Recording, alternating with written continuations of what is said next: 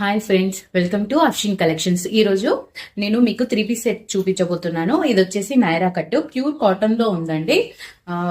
ఇది వచ్చేసి ash colour లో ఉందండి. మంచి యాష్ కలర్ లో ఉంది.